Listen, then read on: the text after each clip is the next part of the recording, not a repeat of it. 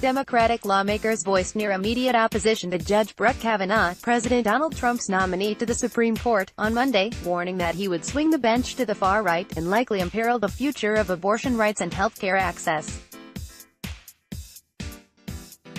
One thing's already clear from his record: he can't be trusted to safeguard rights for women, workers, or to end the flow of corporate money to campaigns, Sen. Kirsten Gillibrand DNY wrote on Twitter. American people deserve the opportunity to make their voices heard in November about this lifetime appointment. Kavanaugh, a 53-year-old federal appeals judge, is a reliable conservative who could, if confirmed, tilt the high court solidly to the right for decades. He has emerged as a vocal supporter of expansive presidential power, signaled his hostility to reproductive rights, and written almost entirely in favor of big business. His confirmation hearings will likely begin quickly, but the battle is expected to be highly contentious.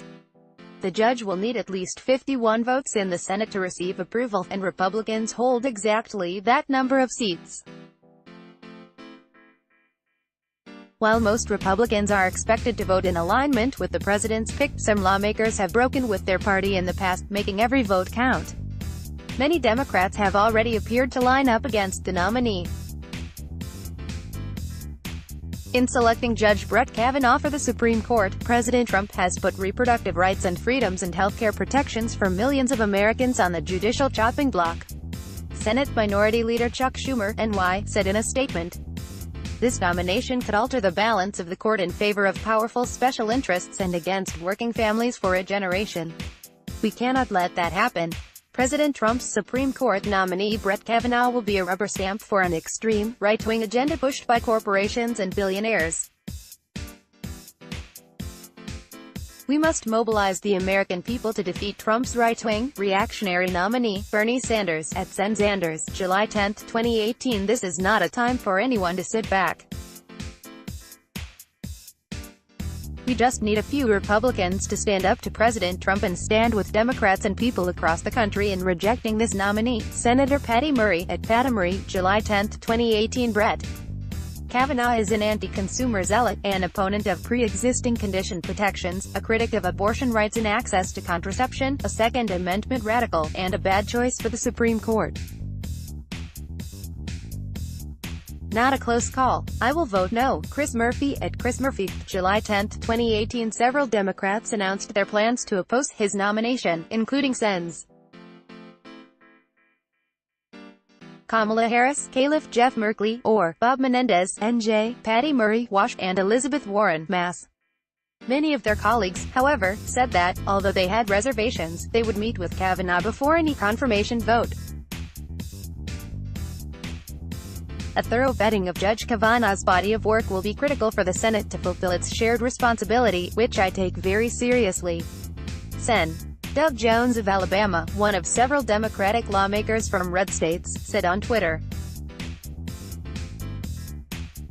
"I will be diligent in measuring the record and in undertaking an independent review." Read Joe's statement on the nomination of Judge Brett Kavanaugh for the vacancy on the Supreme Court. pic.twitter.com/axoilandsex. Senator Joe Donnelly, at Sen Donnelly, July 10, 2018. My statement on President Trump's nomination of Judge Brett Kavanaugh to serve on the Supreme Court. pic.twitter.com/fcpdpm9mr. Sen.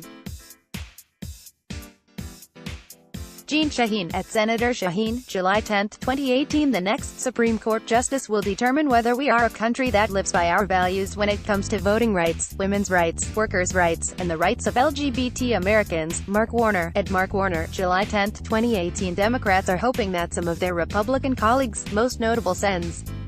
Susan Collins, Maine, and Lisa Murkowski, Alaska, will join them in opposing Trump's pick.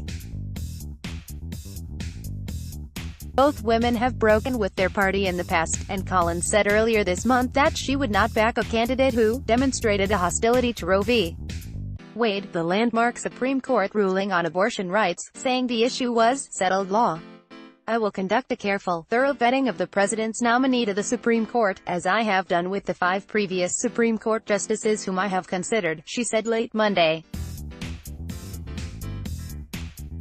Trump said during his announcement Monday that he had not asked Kavanaugh how he planned to vote on cases before the court.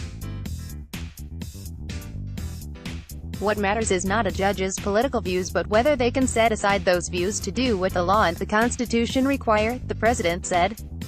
I am pleased to say that I have found without doubt such a person. Doha Madani contributed to this report. Download. Do you have information you want to share with HuffPost? Here's how.